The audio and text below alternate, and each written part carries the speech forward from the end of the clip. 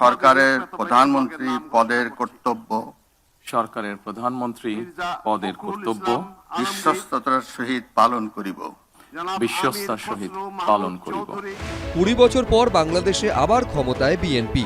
পদ্মাপাড়ে প্রধানমন্ত্রীর কুর্সিতে বসলেন খালেদা পুত্র তারেক রহমান। ত্রয়োদশ জাতীয় সংসদ নির্বাচনে জিতে প্রধানমন্ত্রী হিসাবে শপথ নিলেন বিএনপির চেয়ারম্যান।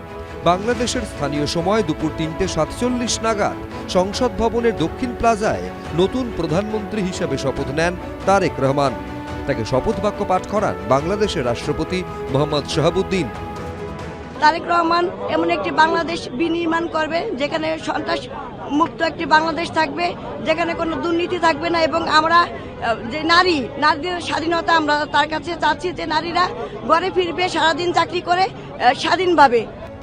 বাংলাদেশের নতুন প্রধানমন্ত্রী তারেক রহমানকে শুভেচ্ছা জানিয়েছেন প্রধানমন্ত্রী নরেন্দ্র মোদী।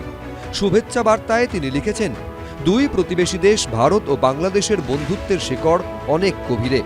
দ্বিপাক্ষিক সম্পর্ক জোরদার করতে, আঞ্চলিক সহযোগিতা বৃদ্ধি করতে এবং বাণিজ্য, প্রযুক্তি, শিক্ষা, স্বাস্থ্য প্রভৃতি ক্ষেত্রকে এগিয়ে নিয়ে যেতে ভারত বাংলাদেশের সঙ্গে কাজ করতে উন্মুখ।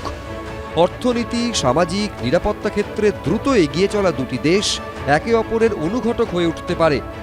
পাশাপাশি সস্ত্রীক তারেক রহমানকে ভারতে আসার আমন্ত্রণও জানিয়েছেন নরেন্দ্র মোদী। মঙ্গলবার বাংলাদেশের প্রধানমন্ত্রী শপথ গ্রহণ অনুষ্ঠানে ভারতের তরফে উপস্থিত ছিলেন লোকসভার স্পিকার ওম বিড়লা ও বিদেশ সচিব বিক্রম মিশ্রি।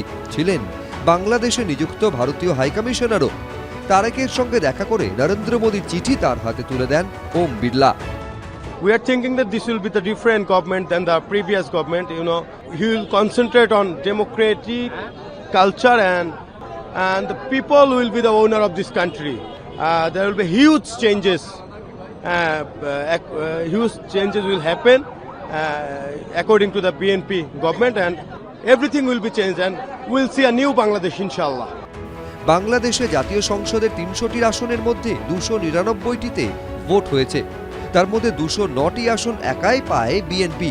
বিএনপি জোটের শরিকরা 3টি আসন পায়। 2/3 বেশি আসন পেয়ে 2 দশক পর সরকার গঠন করল বিএনপি। এর আগে 2001 থেকে 2006 সাল পর্যন্ত বাংলাদেশে ক্ষমতায় ছিল বিএনপি। প্রধানমন্ত্রী ছিলেন তারেকের মা প্রয়াত বিএনপি নেত্রী খালেদা জিয়া। মঙ্গলবার স্ত্রী জুবেইদা রহমান ও মেয়ে জাইমাকে নিয়ে শপথ অনুষ্ঠানে আসেন তারেক রহমান। বাংলাদেশে নতুন সরকারের 50 জনের মন্ত্রিসভায় রয়েছেন 3 জন মহিলা। নতুন মন্ত্রিসভায় স্থান পেয়েছেন মোহাম্মদ ইউনূসের নেতৃত্বাধীন বিদায়ী অন্তর্বর্তী সরকারের জাতীয় নিরাপত্তা উপদেষ্টা খলিলুর রহমানও। এবিপি আনন্দ। এমবিএ হয়ে গেছে, এখন বসে আছি। আমি বিটেক করেছি কেমিক্যাল ইঞ্জিনিয়ারিং এ এনআইটি দিল্লি থেকে। পছন্দের পেশা বেছে নেবেন, ভালো চাকরি করবেন, রোজগার করে নিজের পায়ে দাঁড়াবেন, পরিবারকে ভালো রাখবেন, এই ছিল স্বপ্ন। আর স্বপ্ন পূরণের জন্য দরকার ছিল একটা চাকরি, যা এই উচ্চশিক্ষিত তরুণ তরুণীরা পাননি। অগত্যা রাজ্য সরকারের 1,500 টাকার ভাতার জন্য দাঁড়াতে হয়েছে লাইনে। টালিগঞ্জে দুর্গাপুর, রায়গঞ্জ, কোচবিহার, শহর থেকে জেলা, মঙ্গলবার একই ছবি দেখা গেল সর্বোচ্চ। কেউ এমবিএ পাশ করে বসে আছেন, তো কেউ বিটেক। যাদের ইন্টারভিউয়ের লাইনে থাকার কথা ছিল তারা যুবসাথীর রেজিস্ট্রেশন ক্যাম্পের লাইনে। যেমন টালিগঞ্জের বাসিন্দা এই তরুণী এমবিএ পাশ করেছেন, এখনো চাকরি জোটেনি, তাই বাধ্য হয়ে যুবসাথীর জন্য লাইনে দাঁড়িয়েছেন। তবে তার সাফ কথা, ভাতা কখনো চাকরির বিকল্প হতে পারে না। এমবিএ হয়ে গেছে, এখন বসে আছি। এটা চাকরির বিকল্প হতে পারে এই ভাতা? না, অবশ্যই নয়। চাকরি পেলে অনেকটা বেশি অ্যামাউন্টে পাওয়া যায় অবভিয়াসলি, কিন্তু এখন এটা অল্প হলেও একটা সেভিংসের মতন। দুর্গাপুরের প্রভাত কুমার পাঠক মেকানিক্যালে বিটেক পাস, কিন্তু চাকরি পাননি। আমি বিটেক করেছি, বিটেক কিসের মেকানিক্যালের উপরে। তো চাকরি কি পেয়েছেন এখন পর্যন্ত? এখন অবধি সেরকম চাকরি আমি পাইনি। রাজ্যে কি চাকরির অভাব আছে? রাজ্যে তো এখন চাকরির অভাব আছে, তো আমরা পাচ্ছি না। যুবসাথীর ফর্ম তুলতে এসেছি, দেখছি মমতা দিদি খুব ভালো মতো একটা ব্যবস্থা করে দিয়েছেন, ভালোই একটা পাওয়া যাচ্ছে আর কি। এমনও অনেকে আছেন যারা লজ্জায় নিজে আসতে পারেননি, পাঠিয়েছেন বাবা মাকে। যে ছবি ধরা পড়েছে টালিগঞ্জের রানীকুঠিতে। কেউ কেউ লজ্জায় মুখ লুকোচ্ছেন, আবার কেউ কেউ নিজে না এসে অভিভাবকদের পাঠাচ্ছেন। যুবসাথীর এই যে ফর্ম সংগ্রহকে ঘিরে এমন নানা ছবি উঠে আসছে আনাচে কানাচে। আমার ছেলের জন্য এসেছে। ছেলে মাস্টার অফ ফার্মাসি করেছে, ফার্মা করেছে।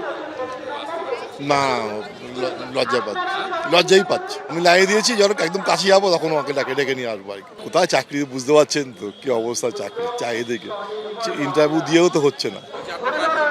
ছেলেদের জন্য লজ্জা পায়, লজ্জা পায়, এত লোকের মধ্যে আসবে না, এমনি আমাকে দিয়ে চলে গেছে। এই লজ্জা কি কোনোদিন ঘুচবে?